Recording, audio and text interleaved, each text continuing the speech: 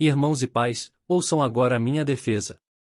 Quando ouviram que lhes falava em aramaico, ficaram em absoluto silêncio. Então Paulo disse: Sou judeu, nascido em Tarso da Cilícia, mas criado nesta cidade.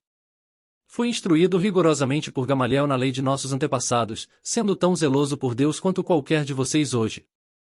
Persegui os seguidores deste caminho até a morte, prendendo tanto homens como mulheres e lançando-os na prisão, como podem testemunhar o sumo sacerdote e todo o sinédrio. Dele cheguei a obter cartas para seus irmãos em Damasco e fui até lá, a fim de trazer essas pessoas a Jerusalém como prisioneiras, para serem punidas. Por volta do meio-dia, eu me aproximava de Damasco, quando de repente uma forte luz vinda do céu brilhou ao meu redor.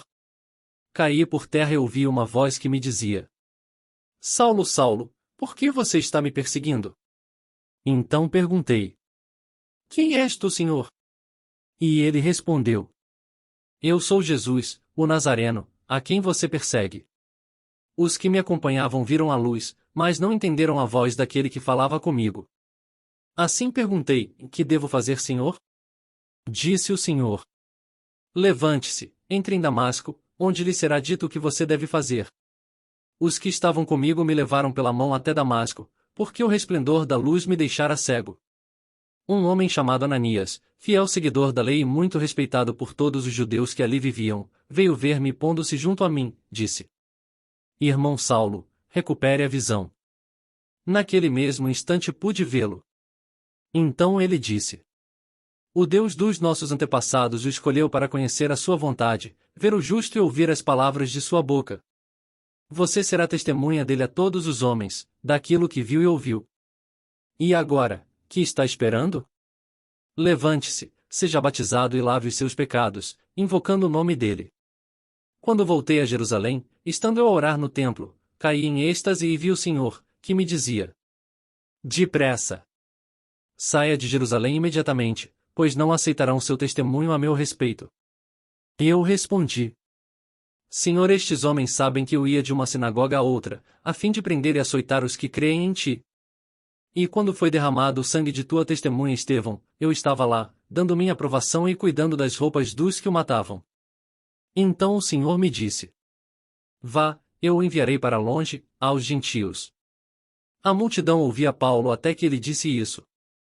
Então todos levantaram a voz e gritaram: Tira esse homem da face da terra! Ele não merece viver! Estando eles gritando, tirando suas capas e lançando poeira para o ar, o comandante ordenou que Paulo fosse levado à fortaleza e fosse açoitado e interrogado, para saber por que o povo gritava daquela forma contra ele. Enquanto o amarravam a fim de açoitá-lo, Paulo disse ao centurião que ali estava: Vocês têm o direito de açoitar um cidadão romano sem que ele tenha sido condenado? Ao ouvir isso, o centurião foi prevenir o comandante. Que vais fazer? Este homem é cidadão romano. O comandante dirigiu-se a Paulo e perguntou: Diga-me, você é cidadão romano? Ele respondeu: Sim, sou. Então o comandante disse: Eu precisei pagar um elevado preço por minha cidadania. Respondeu Paulo: Eu a tenho por direito de nascimento. Os que iam interrogá-lo retiraram-se imediatamente. O próprio comandante ficou alarmado, ao saber que havia prendido um cidadão romano. No dia seguinte, visto que o comandante queria descobrir exatamente por que Paulo estava sendo acusado pelos judeus, libertou e ordenou que se reunissem os chefes dos sacerdotes e todo o sinédrio. Então, trazendo Paulo, apresentou-o a eles.